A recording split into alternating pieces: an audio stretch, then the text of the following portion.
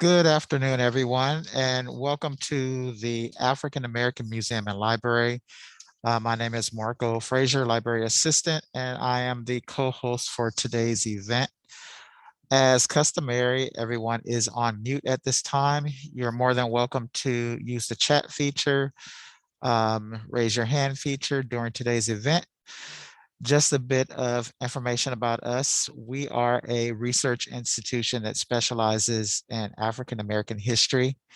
We have 4 departments here. We have a seed lending library, which is our newest department. We have a archives department, which has over 160 collections that document African American history. The primary focus at the institution is African American history in Oakland, the Bay Area, and California. Um, we also have a reference library. So all of our books are referenced, nothing checks out. However, if you see something here that you want, we can find it at another library in the system for you. We also have a rare book collection. And our rare book collection, we have books that are autographed copies of books that we have. We have books that have been autographed by Dr. Martin Luther King Jr. Our oldest book here in the rare book collection is a book that dates back to the early 1800s, 1802. It's a journal of a Navy, of a captain of a ship that actually shipwrecked off the coast of Africa. And he talks about a gentleman who was on a ship that was a cook there. Finally, our museum gallery, which houses our permanent exhibition, Visions Towards Tomorrow, talks about the history of African Americans in Oakland, beginning with the 1890s. We're open Monday through Saturday, 6 days a week. We're open Monday through Thursday and Saturday from 10 to 5:30. Fridays, we're open 12 to 5:30. We hope to see you in the near future. And with that, I am going to transfer this over to the museum curator, Bamadeli Dimerson.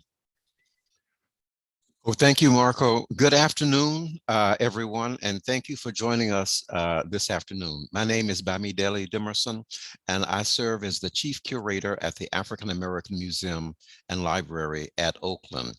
For short, we call it AMLO. Today, our focus is an observance of American Education Week. 100 years ago, and that is in 1921, the people of the United States set aside 5 days to highlight the importance of public education, and indeed to celebrate public education. Equally significant, this is also a time that we honor those persons whose efforts ensure that each student receives a quality education. In his proclamation on American Education Week 2021, President Joseph R. Biden noted that, quote, "A quality, equitable education is the engine of innovation and the fuel of a thriving economy." Moreover, the president implored us, quote, "Let us acknowledge education's power to transform lives, uplift communities, and strengthen our democratic society. Let us honor all those who nurture our students and inspire the future leaders of our great nation." To help us, today we're focusing specifically on Teacher Truth, which is an industry-specific story collection project that focuses on Black educators in the state of California. This project centers on identifying, engaging, listening to, documenting, and uplifting the voices of African American educators. To help us navigate through a sampling of these stories, AMLO is pleased to introduce to our audience Erika Chambers, who's with us today. She is the Director of Special Projects responsible for Teacher Truth, which is an initiative of the BlackFemaleProject. And we have Precious Stroud with us today also of PJS Consultants. And also, this is Mm. And the Black Female Project is affiliated with her her initiatives. And so thank you, Precious. Thank you, Erika. Um, Let me inform our audience, Erika, that you hold undergraduate and graduate degrees from California State University at Hayward, and you are currently a doctoral student in educational leadership for social justice at California State University, East Bay. Moreover, you have an extensive background of working with underserved youth of color. Please tell our audience about the Black Female Project. Thank you, Bamadeli and the AMLO team for this amazing opportunity. So the mission at Black Female Project is to celebrate Black women. We uplift their voices, affirm their experiences, and offer insights for achieving self-defined success in the workplace and beyond. And so I connected with Black Female Project around 4 years ago. After listening to a powerful podcast, I felt aligned with the mission of centering Black women, the Black women's experience in the workplace as I was approaching the midpoint of my career. And so it provided me a space to reflect. I was able to make meaning of what I had gone through, and then had the opportunity to build community with other Black women. And so I stayed connected. I recorded a podcast, participated in conversations, and had the opportunity to co-facilitate a series this past year. And so in September, I was hired on to lead the Teacher Truth Project and support research-related efforts. And so for the next 2 years, we have the privilege of facilitating the Teacher Truth industry-specific story collection. For this project, we will include both female and male educator voices. And this project was funded by the Hewlett Foundation for the next 2 years. And so my role in the project will be to bring awareness to what Black educators are experiencing, provide a platform for them to express themselves, and provide space for them to connect with those who can support them along their journey. And so some of you may want to know why the focus is on Black teachers. So in phase 1 of the Teacher Truth Project, we surveyed over 200 plus Black educators about their experiences working in education. We found that racism in the educational workplace occurs at twice the rates as reports of racism in other sectors. We had a number of findings, and there are 3 critical issues that I would love for you to pay attention to today. The most prevalent specific experience was when Black educators interact with colleagues in a position of power in the workplace. They are usually of a different racial background. In the last 2 years, 90% of respondents reported they had endured colleagues making assumptions about the similarity of people of the same race. And then lastly, 82% of respondents reported feeling alienated and ignored based on race. And so as we listen in on the teacher interviews of 3 Black educators, I want you to reflect on what is resonating with you about their experiences and how you can leverage your position to advocate for and support Black educators in the workplace. And so Black culture is a culture of call and response. So feel free to engage with us throughout the event in the chat. Okay, let me ask you, or perhaps Precious might wish to answer this. The Teacher Truth Project involves both quantitative and qualitative analysis. Are you engaged in that that facet of the research project? And when will we have that data available to us? Those of us who enjoy the social research agendas. Precious?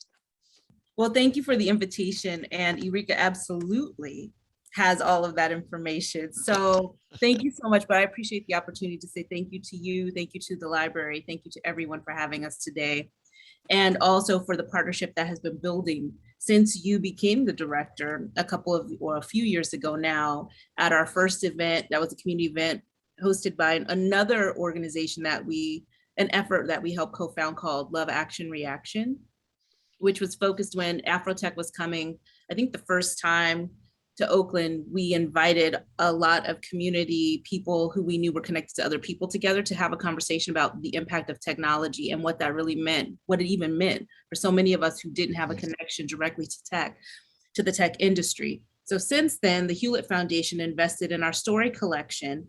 They observed the way we were telling stories. They observed the way that people's voices were being uplifted. And more importantly, they appreciated that there's a healing process that happens when one tells his or her or their story. So they have an initiative focused on elevating teacher voices because they believe the education field will not transform until teachers can tell the truth about their experiences. Mhm. And so the qualitative and quantitative elements that Eureka will be going into detail with the group today about are the interviews that are at teachertruth.org, as well as the 200 plus survey responses. The evaluation of those survey responses are also available currently on the website, and we'll continue to, there's also the watch party event where the researcher spoke and other things that were covered that Eureka will talk about as resources for you. And the guests on the line today are all available. And we do look forward to this being a 3D experience in the museum. So thank you again. And thanks everyone for being on today. Well, thank you so very much. Erika, let us view one of these interviews. Who was the first educator to speak her truth or his truth? So in the first segment, we will hear from Erica Duke, a former California educator who teaches 8th grade English language arts in New Orleans. And so key themes to listen for are assumptions about race, lack of support from leadership, and establishing safe climates and cultures for students and adults.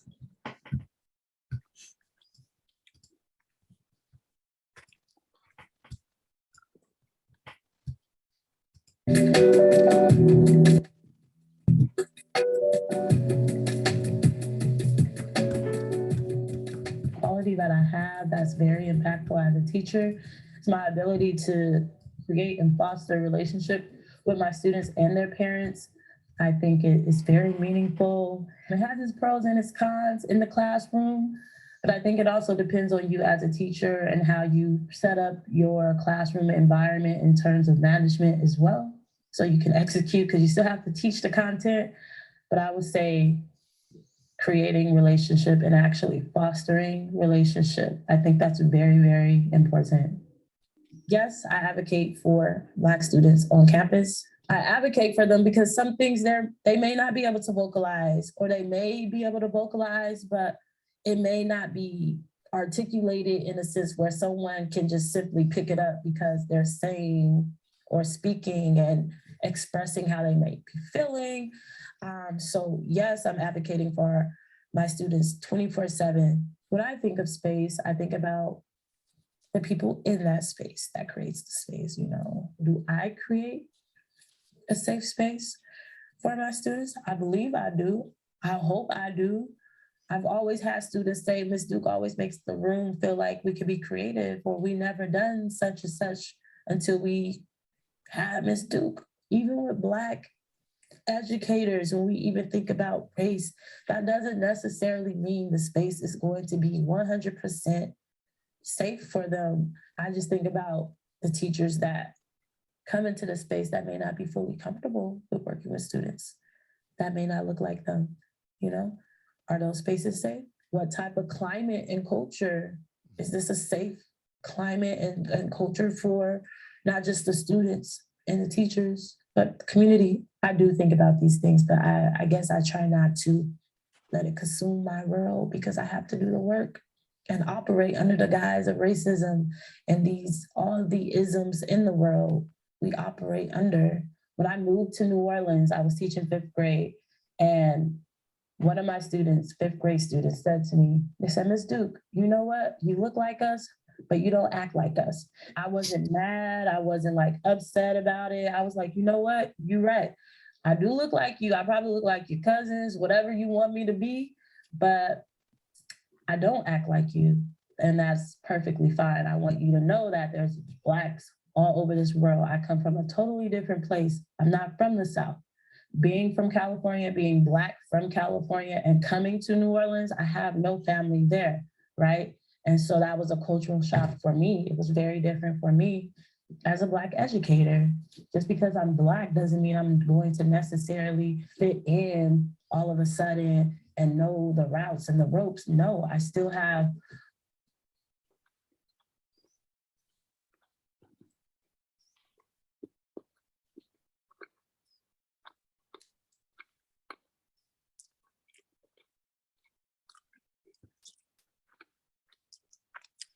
Okay. Erica?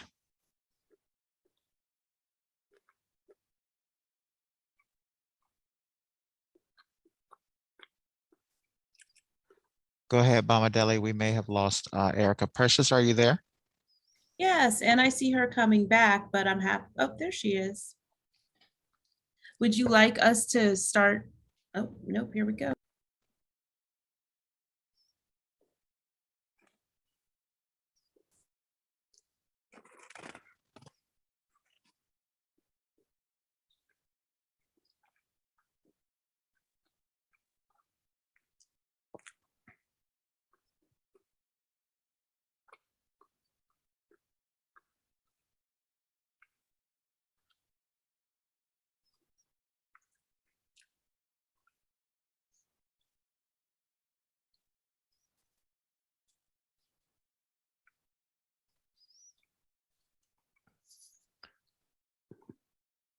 Maybe, Erika, maybe you can fill us in by.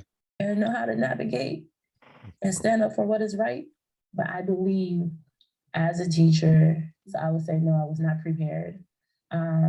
Simply because there's so many challenges that come within the realm of teaching the profession.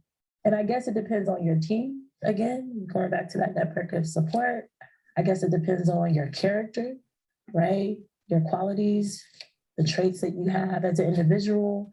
It depends on a lot of things. Your voice, you can't be stagnant.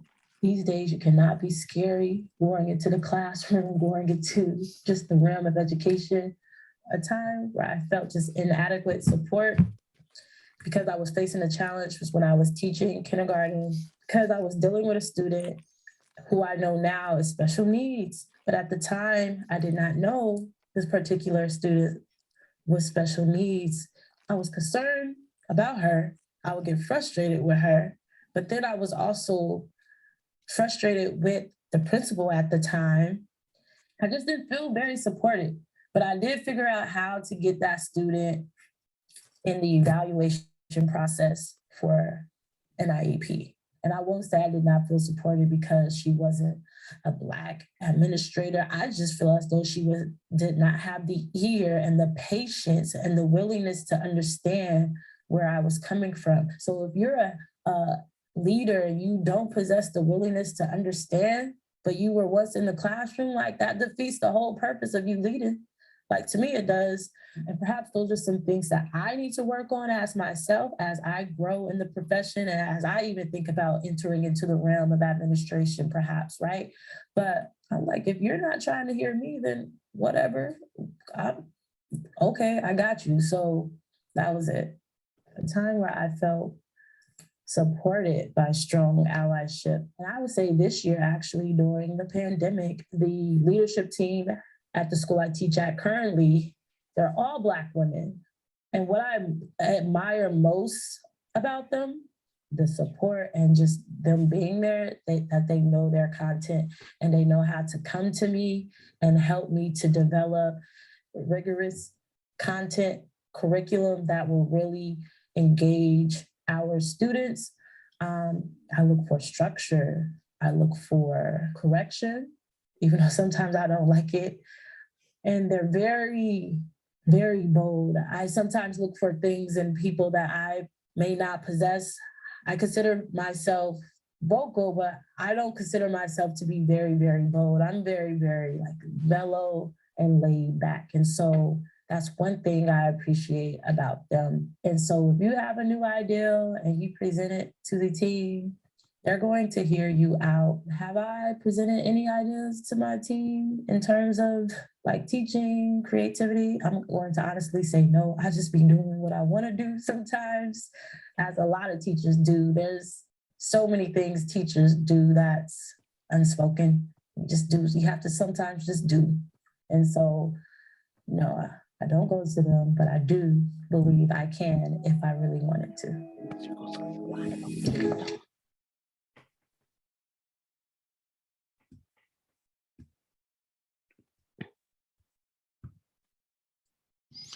Okay, Erika, did you you wanted to add something to the chat?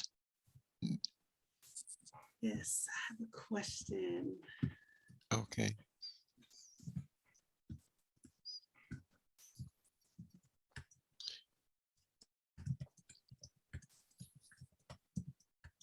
And perhaps you can even just say it aloud as well as putting it in the chat. Absolutely. So I'm just curious, what is coming up for the audience after listening to that portion of Erica's interview?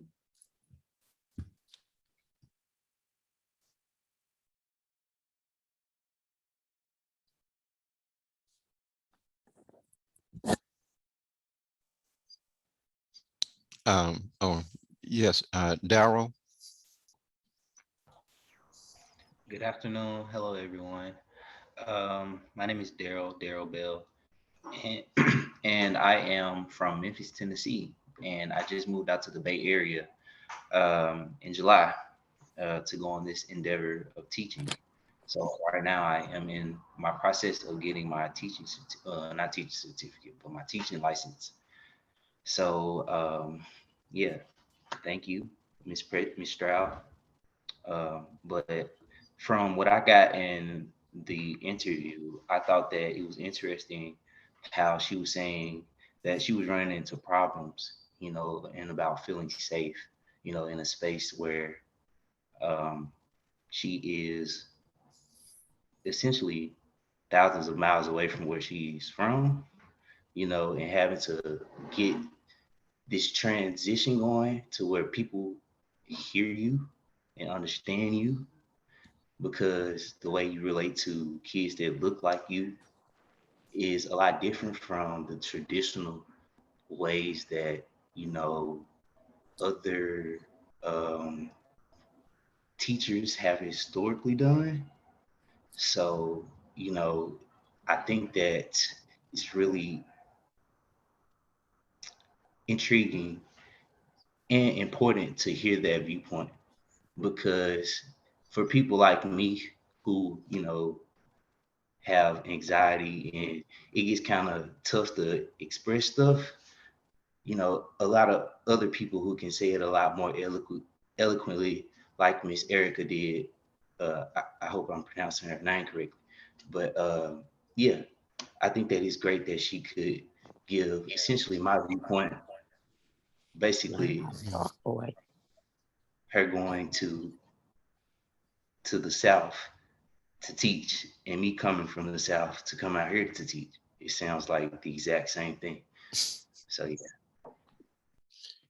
Oh, well, thank you so very much for sharing that perspective. As we move to the next interview, who is that educator? I have one comment though in here from a Tracy Rogers. She says this clip is powerful. What came up for me is the complexities of what's happening in the classroom, the balance of delivering instruction and relationship building. Yes.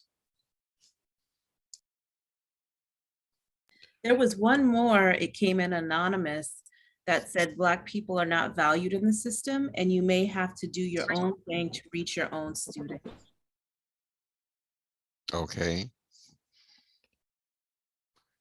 Okay, excellent insights. Thank you so much. Can you set up the next segment for us, please? Yes. So in our second segment, we will hear from Abram Jackson. He's a private school teacher teaching ethnic studies in San Francisco and faculty at San Francisco State. And so key themes to listen for are lack of allyship and the need for affinity space, and then also compensation and racial literacy.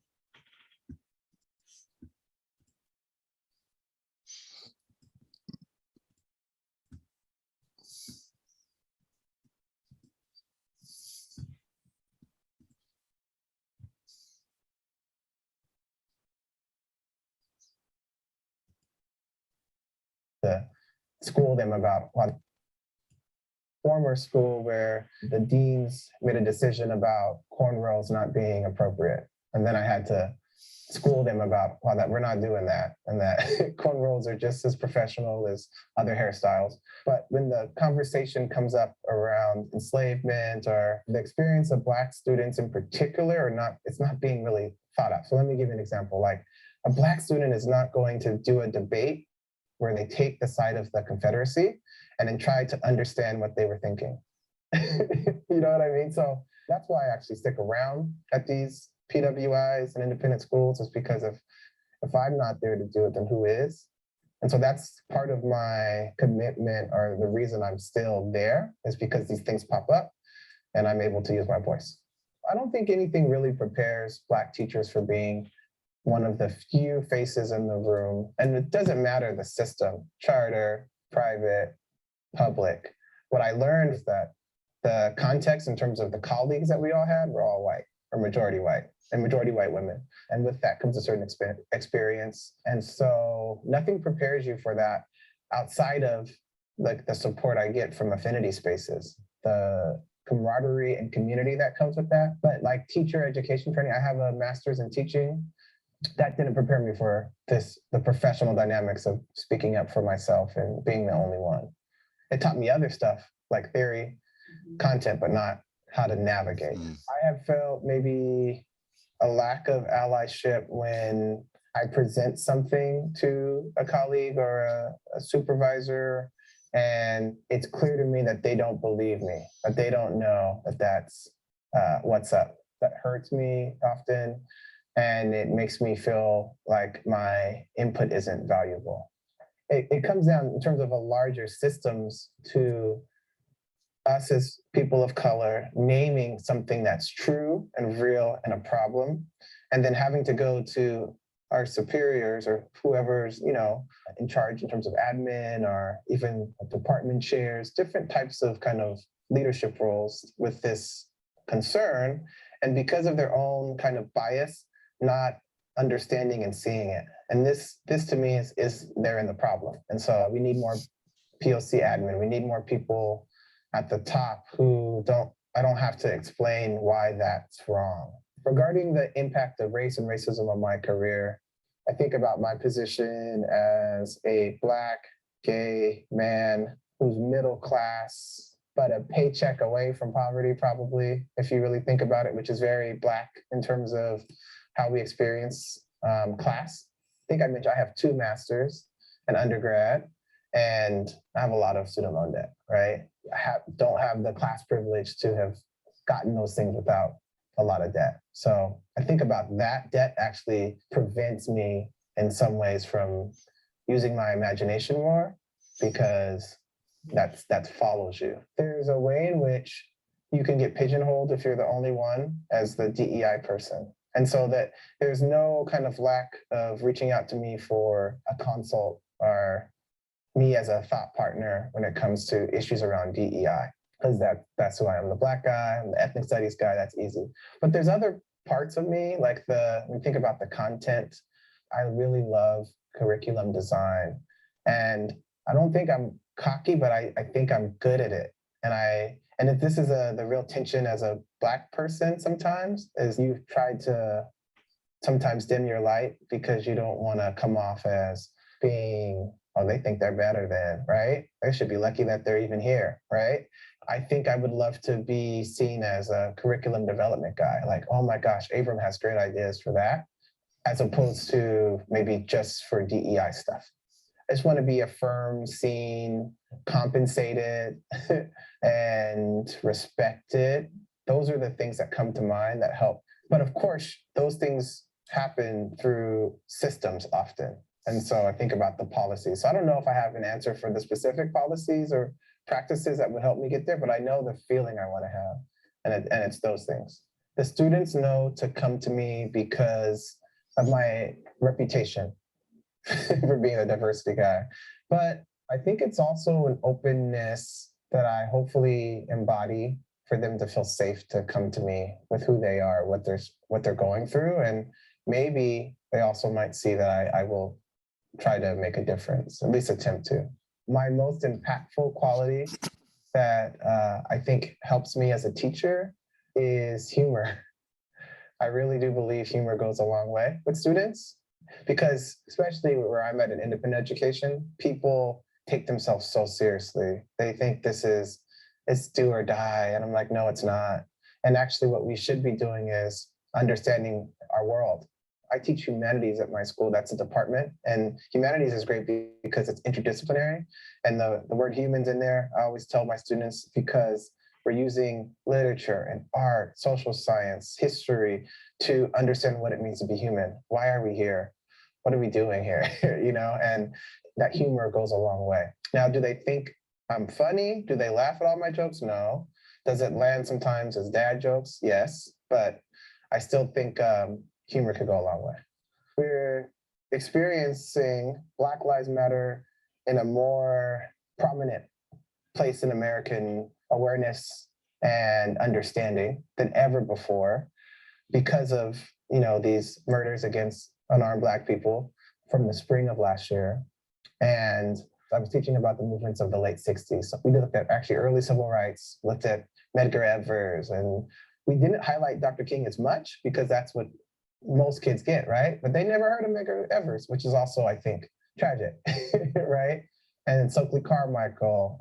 And so teaching that during an actual movement was really wonderful. And I think that's how students were able to be so engaged, because I kept asking them to compare and contrast. So like looking at the experiences of Black women in particular, we have this unit where we look at Black women activists during the 60s, in particular in the Panthers. We look at Assata Shakur and apply that to what's going on today. And I think there's something that's engaging about being in something that's historical, right? And looking at something from the past. Students know that 2020 will go down in the history books. You couldn't have predicted when I got assigned these classes a year ago that they would be so perfectly aligned with what's going on in the world.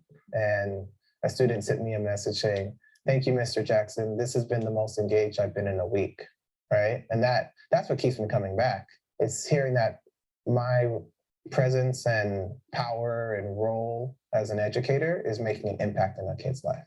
What this moment has taught me or showed / revealed to me, I know there's a leader inside of me that's like scared to show out, And I think that this moment of pandemic, uprising, and everything else is pushing me to listen to that voice.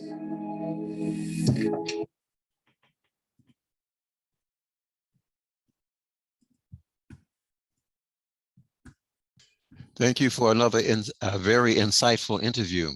What is our question? Our question this time is, how is this story resonating with you? So how is Abram's story resonating with you?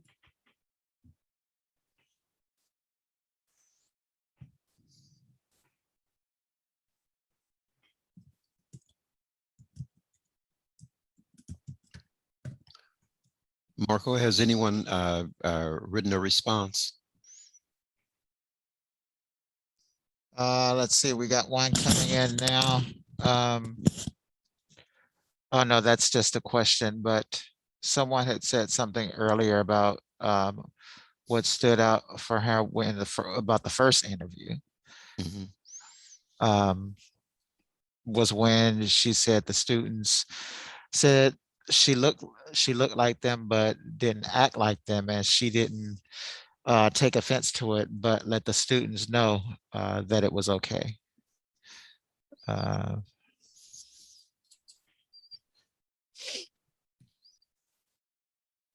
And one of the things that stood out for me when thinking of the idea of racial literacy, and I'm an anthropologist by training, and so I think in terms of cultural literacy, but also how do we use our positions to build cultural competency as well in terms of our relationship with students, with fellow educators, and so forth. I'm perhaps revealing for the first time in a program here that I have a teaching background. I've taught in a community college, and I've taught at Southern University in New Orleans.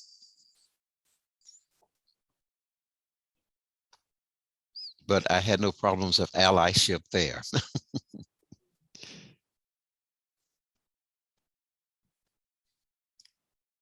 Is there anyone else that would like to share?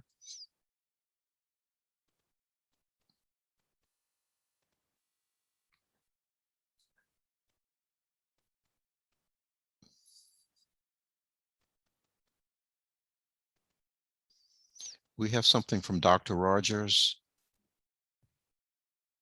yeah, so she says the second interview resonates when he describes the obligation to use his voice to explain to the white leaders the details of Black culture. I wonder if the obligation exhausts him at all. Yes, I would wonder that too, particularly when it comes to dealing with students who would not take the side of the Confederacy, in an organized classroom debate. And while that would seem obvious to me, it may not seem obvious to others who don't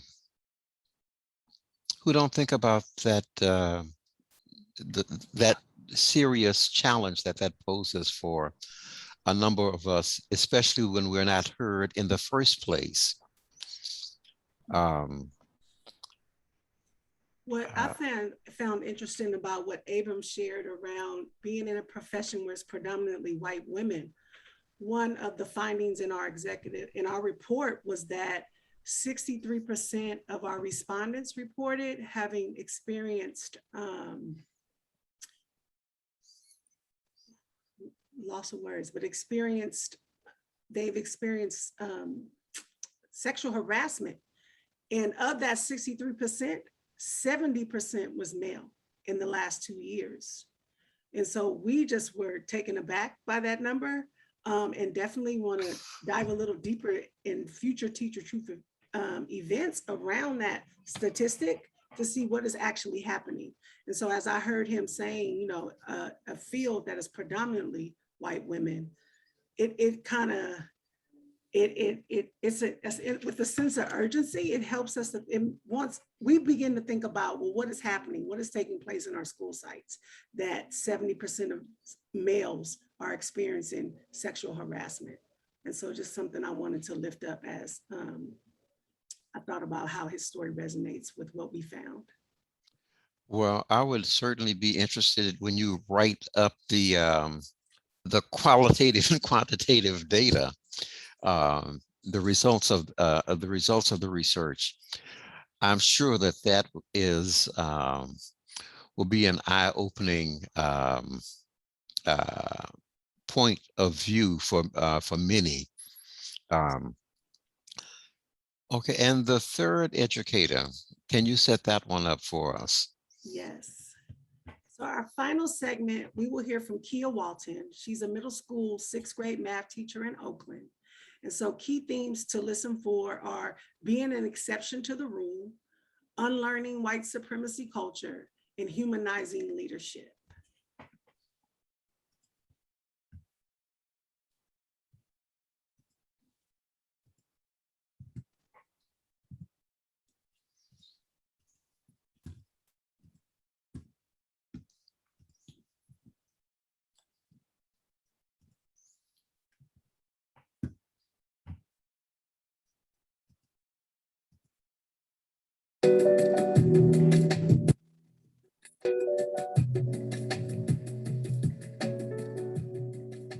So yeah, I teach at a middle school in East Oakland, and it is a public middle school, Elmhurst Community Prep for I think 5 years, and then Elmhurst United for the last 2. It's the same school they combined. Based on my experience, I felt very unprepared for what I encountered in the professional realm. The biggest thing I was unprepared for was the amount of human contact. The amount of students that I would be really responsible for in big ways and in very diverse ways.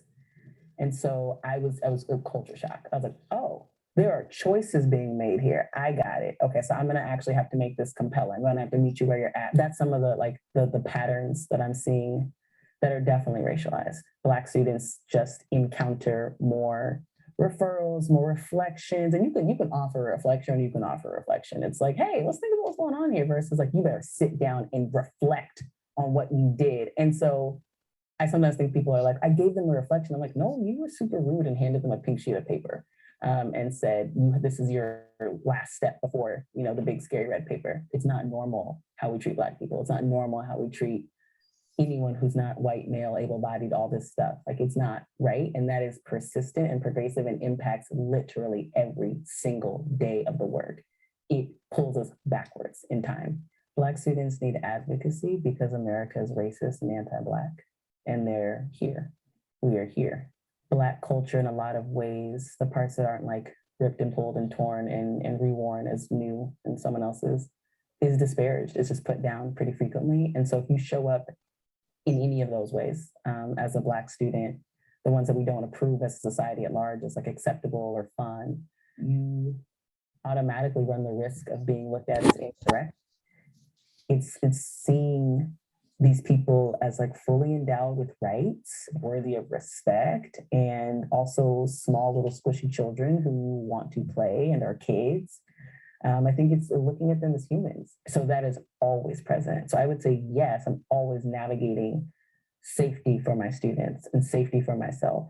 So when I was younger, my first 2 years or so, I was so overwhelmed by the newness. I didn't have ideas to share, but I did feel like, oh, this is a really well-structured school. And we have all these things, like it just felt right. It felt really good. And then as I got older and more experienced in teaching and less like on fire and able to actually think and determine and discern, okay, this is best practice and this is just a new practice that we were trying, I decided I wanted to be on an instructional team. And my principal was super open to it, very excited.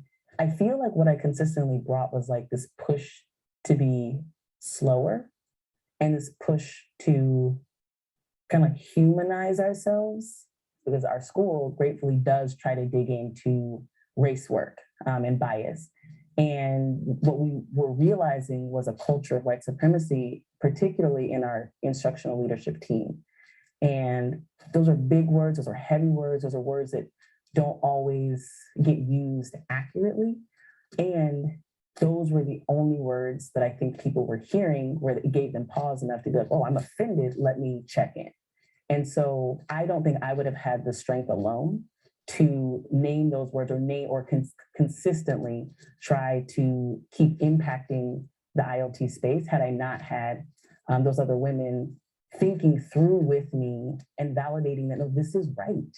It's not my opinion. It's not my, this itch I have. This is correct. These are the right things to do to slow down, to value the people in the space, to look at our systems and our structures and think, where are we losing humans in this? And how do we spread the power out so that we're not making decisions on behalf of people and patting ourselves on the back for how great it was? That might be a place to like do the emotional work, but outside of that space. Issues that are raised, I sometimes feel that I'm repeating myself over and over again and not being heard by the people that can make those changes. And then my tone changes after a while because you can say it and say it and say it, but at a certain point, I have to try a different approach. So adjusting what I was doing to make myself heard, it became having to organize outside of that space and then strategically impact that space. How can we grade students on things that are so largely out of their control, so pervasive, so consistent, so new for us, and use the same grading scale? And so that conversation, I had a lot of energy around it. And in hindsight, I see how large it was, but I also see how trying to like tend to the deadline instead of adjust to the moment, we ended up doing really, really quick, shoddy work and saying that we did the work, but it was, I think, in a way to quiet me and to say that we did it. It tried and it flopped, but there was never really a space for it to be successful. And I see my part in that, but I also see there is a persistent not listening. There is a persistent let's get going. I feel ashamed to say no or ashamed to set a boundary. And now, 7 years in, rejoining ILT, that's one of the things that I'm learning to say with my chest, because I'm saying it out of sustainability for all of us to be able to do this work, because there's brilliance in that space. There's amazing people of all genders and shades in that space, but we're not going to be doing the work well if we think everything is the hill to die on. Wake up, y'all. It's a pandemic.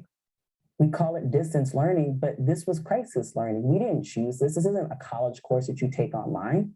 We are not set up as a society. This infrastructure is not set up for parents to be teaching their kids at home, which is what so many of these little babies need to actually learn.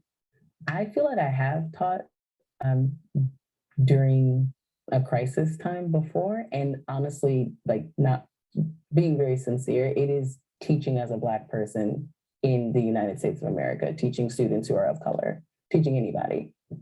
And so the immensity of the changes that we needed to make on the timeline that we are given by people who I don't think teach, it made it so there was a lot more to say, and I still had the same amount of coins. I still had the same amount of like talk time.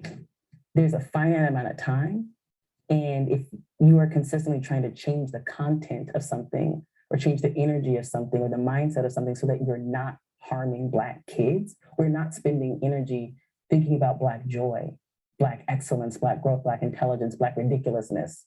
It's a choice you have to make. And so we spend so much time doing that. And when do we not start the year with, and again, we over suspended the Black kids. One way I handle my responsibility as an educator for the students and families who are going to go through this educational system is to try to validate their experiences and then do something different. I've been cussed out a few times this year, both by Black moms. And you know what? I didn't deserve that, but I hear you. And just trying to validate that, what it took for this parent for me to hear them. My responsibility is to listen, to not judge, to not write them off as X, Y, or Z, to not apply stereotypes that are so dehumanizing, and just affirm bad choices I get to make with my power. And I think I have a responsibility to provide a safe space for their child. I have a responsibility to look at their child with love and respect. And that's also a lot of pressure that I put on myself to interrupt a whole system for class sizes that are too large. But I think I not restore faith in the system, but just kind of make a little micro moment of like, we can do this together for the time that we have. We've processed a lot, and we do it on a timeline that is to be ready for Monday. Inside of myself, I have felt success. I have felt the white gaze, and I have performed well underneath it. And so a part of me is built up in that. And so when I need to dream, I sometimes have to dream outside of myself. And that's where other people come in and they're like, we got you. There's no shame. There's no this, but it's like a check, like, hey, that's kind of limited and let's try something different.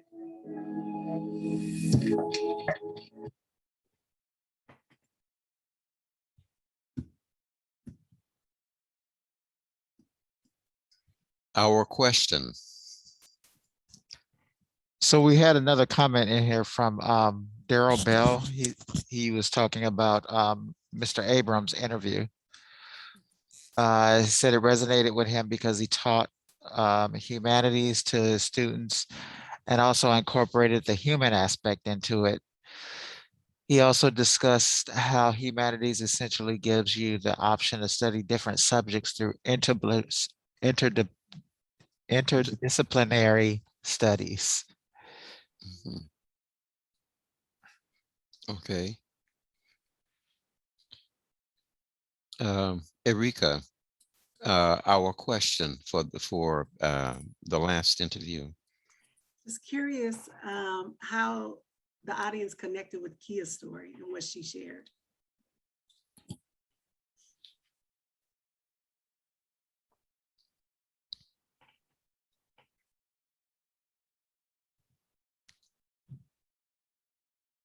Is there is there anyone that would like to respond? Please do so.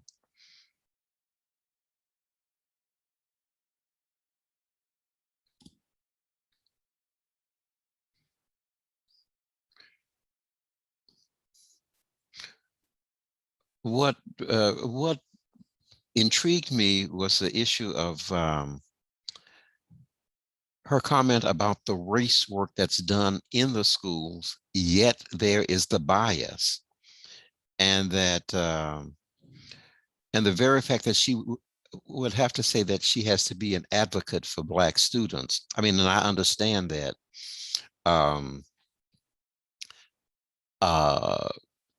Being an advocate for students, and certainly certainly I sought after persons who would be advocates for me, not when I was in middle school, but certainly in an educational environment. And so the very fact that educators know that the system is challenged. I was about to say failing, but challenged. And yet there is the bias that is there, that persists. And so that really stood out for me. But also the idea of having to navigate safety. All that's going on, the ideal thing would be to show up and teach, but having to navigate safety, and what does that mean, you know, in many different ways. And what does that mean even when you have to navigate safety psychologically? What does that mean for the child? I see that Dr. Rogers has made a statement.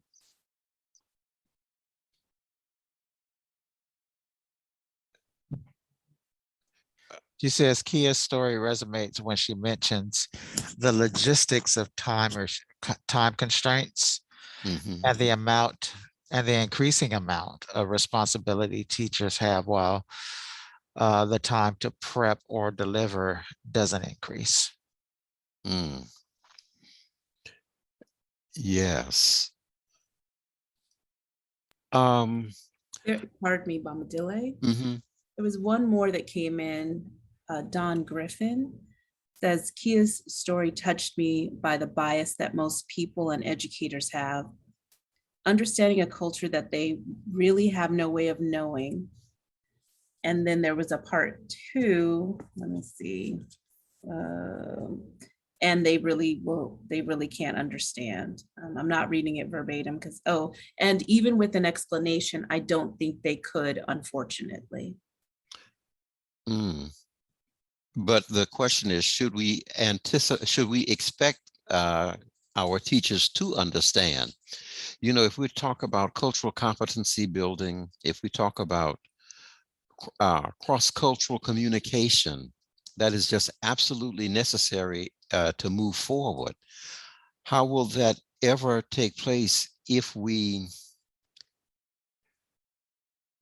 don't expect it, or if we excuse them from the obligation to engage in understanding all their students, or all our students?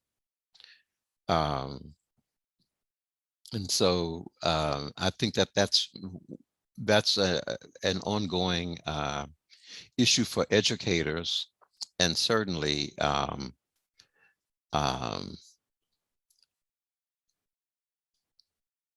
I think that we cannot ignore that.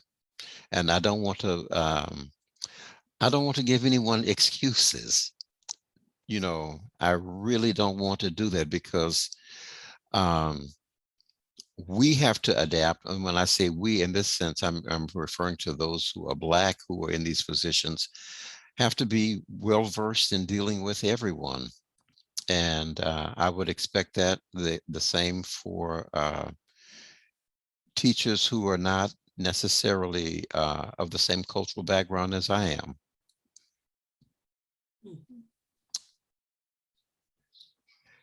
Um, uh, Erika, what, and Precious, maybe you might want to answer this. What are some of the common threads throughout the many interviews that have been conducted? Or what are 3 of the 4 major threads? Definitely income inequality comes up quite a bit. And just as I listened to the interviews we recorded, the amount of time and the expectations that are put on Black teachers to support all Black students in a school who may not be their students, and then also serve on DEI, diversity, equity, and inclusion committees because they are Black. And the expectation, I think Erica brought this up, around share your story at the drop of a hat. They want you in a workshop or a professional development experience to share what has happened to you, even though it's the workshop, it's really for the others. And sometimes it's like, I'm not in a space where I want to share my story. And I don't want to be put on stage to be paraded around when I know that it's really interest convergence. If it's not in the interest of the status quo, then we're just, we're talking the talk, but we're not walking the walk. And so I think that came up quite a bit. They talked about, the need to navigate white supremacy culture to be able to keep a job. And then what I really wanted to highlight is the way that Black educators take up space and allow their genius to shine, even in the midst of the racism they experience, even in the midst of hostile work environments and cultures. They try to create those spaces not only for themselves, but for their students. And so I heard Abram say quite a few times the need for affinity spaces, spaces to make meaning of what's happening to us, educators as well as students. And even as I'm thinking now, just this space for, we have BSUs, traditional, cultural groups, but what about space for them to make meaning of what they've gone through? So in my research, I really talk about the assault on Black girls, especially in middle school, at a time when they're going through puberty, they're coming into educational settings with holding a lot of trauma, but no one's giving them tools on how to respond and acknowledge what they're going through, or tips on how to be successful. And so we learn skills and just make our way through the system. And so I think that as I listen to the interviews of the Black educators, they have solutions. They know what needs to happen, but no one's listening. And so it's about, how do we create the case that you need to listen to what Black educators are saying? And toward that end, are there plans to transcribe and publish the interviews in an anthology? So currently the interviews live on our website, www.teachertruth.org. There are 6 interviews there. Also, you can find the survey findings and the executive summary report from the 200 plus surveys that we held last year.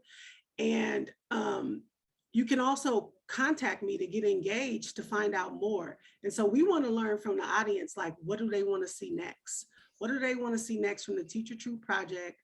Do we want to dive deeper into the data to find out what's happening? We want people to be able to come, people like Daryl. I saw Daryl's comment in the chat about him having a similar experience as Kia. And so we want to record your teacher truth and give you space to reflect and talk with other educators on strategies and tips, but then also be heard from administrators and policymakers so that we can begin to reimagine what school looks like for Black educators and students, and then also change these systems so that they are more equitable. And can you, yes, Precious. If you know a publisher who would be interested, yes, we would love to publish an anthology. Black Female Project was started as an anthology project. The only reason we haven't got to the book yet is because people were like, what are you learning and how do we learn about it? So then came the podcast, so then came the other thing. So we are still trying to figure out how then do we move it to that place. So we would love to know if you have suggestions on that. Thank you. Well, I don't have any immediate suggestion. I'm eager to get my hands on the data. When you sent out the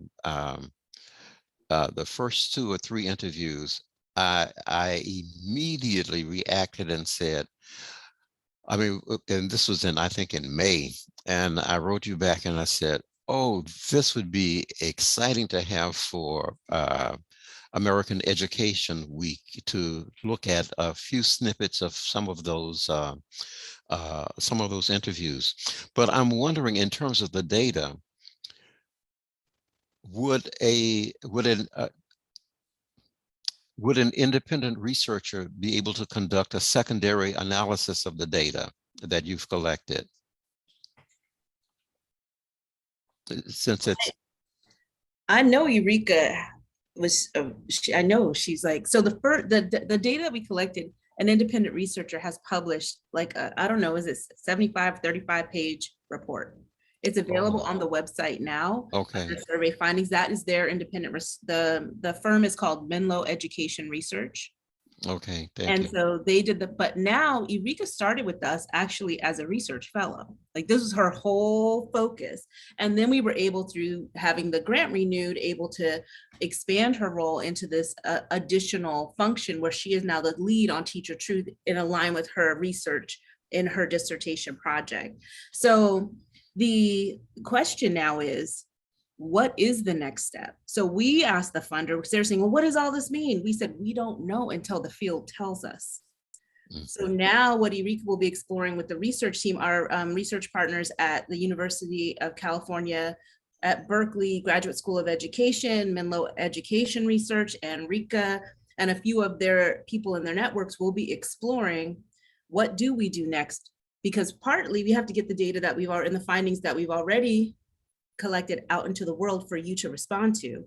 But the other question on the table is, do we go deeper with the people who replied to that initial survey, or do we open the survey up again and collect additional research? That is the question on the table, literally, for the next couple of months to explore.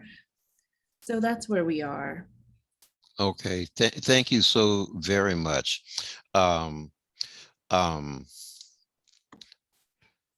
Well, this has been an eye-opening experience. This has been a good experience, and I want to thank everyone for joining us this afternoon.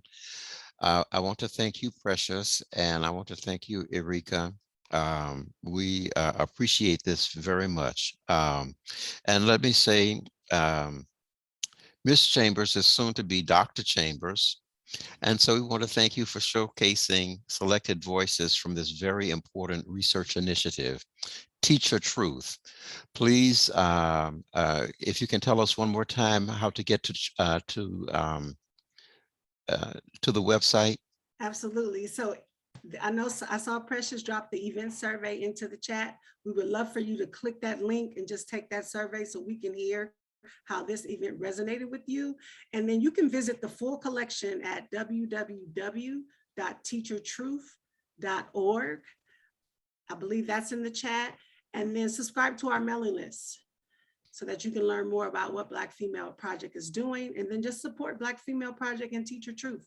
And so you may follow up with me directly at Eureka@blackfemaleproject.org to learn more and get involved with the Teacher Truth. And we just thank you, Bamadele and the AMLO team, for allowing us this opportunity to share a little bit about our work with Teacher Truth.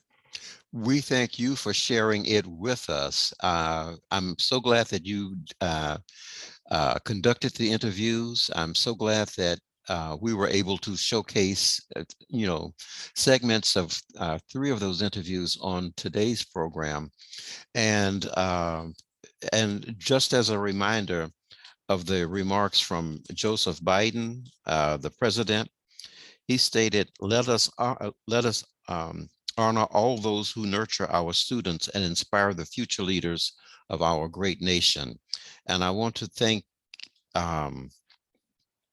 those teachers whose voices were heard today that are engaging with their students, advocating for their students and inspiring their students and making them the leaders of the nation tomorrow.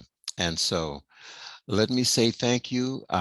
This has been an engaging afternoon. I'm looking forward to us getting several more people viewing this who could not join us today, but who will see this see this on our Oakland Public Library website. And so please join us for other programs that we have. You can go on to the Oakland Public website, Oakland Public Library website, and view programs in our calendar. We publish a calendar each month, or you can come by the museum, and we have a one-page flyer front and back that's printed with our exhibition schedule, our programs, and our book displays that we do from month to month. So thank you so very much for joining us today. And thank you for this enlightening session. And teach your truth. We should keep that in mind. There are truths to be told, and there are truths to be understood, and there are truths definitely to be heard. Thank you so very much. Thank you. Thank you.